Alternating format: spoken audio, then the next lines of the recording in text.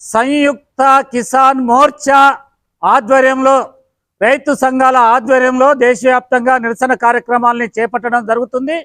ముఖ్యంగా మోడీ ప్రభుత్వం రైతులకు ఇచ్చినటువంటి హామీలను అమలు చేయమని చెప్పి పంజాబ్లో, చండీగఢ్లో, హర్యానాలో రైతాంగము మళ్ళొక్కసారి ఉద్యమాన్ని కొనసాగిస్తుంటే ఆ రైతాంగ పోరాటాలపైన పోలీసుల చేత అణచివేత కార్యక్రమాన్ని కొనసాగిస్తుంది।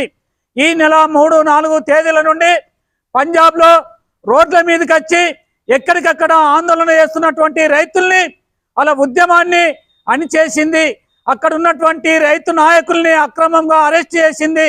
వందలాది మందిని 350కి పైగా మందిని కార్యకర్తల్ని అరెస్ట్ చేసి జైలు పాలు చేసింది। అదేవిధంగా చండీగఢ్లో కూడా 5వ తారీఖు నుండి వాళ్ళు శాంతియుతంగా ఉద్యమాన్ని కొనసాగిస్తుంటే అక్కడ ఉన్నటువంటి నాయకులతో పాటు 800కు పైగా అక్కడ ఉన్నటువంటి ఎస్కేఎంఎస్ నాయకుల్ని, కార్యకర్తల్ని అరెస్ట్ చేసి జైల్లో పెట్టింది। చాలా దుర్మార్గమైనటువంటిది। మోడీ ప్రభుత్వాన్ని మేము అడుగుతున్నది ఒకటే, అయ్యా ఈరోజు దేశవ్యాప్తంగా రైతులు ప్రతిరోజు 31 మంది రైతాంగము ఆత్మహత్యలు చేసుకుంటున్నటువంటి నేపథ్యంలో రైతులకు ఈరోజు రుణమాఫీ అనేటటువంటిది అత్యవసరమైనటువంటిది।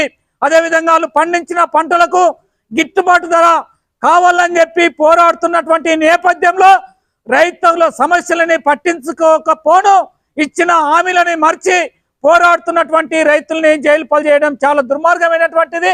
వెంటనే మేము ఈరోజు ఆ డిమాండ్ల సాధన కోసం ఎస్కేఎంఎస్ పిలుపు మేరకు బోధన్ పట్టణంలోని సబ్ కలెక్టర్ దగ్గర ఇక్కడ ధర్నా చేసి ఆ అరెస్ట్ చేసిన నాయకుల్ని వెంటనే ఇడిసబెట్టి ఇక్కడ రైతాంగ సమస్యలని పరిష్కరించాలని చెప్పి మోడీ ప్రభుత్వం ఏదైతే కార్పొరేట్ వాళ్లకు అప్పులు మాఫీ చేస్తున్నటువంటిది ఉంది, కానీ రైతుల అప్పులు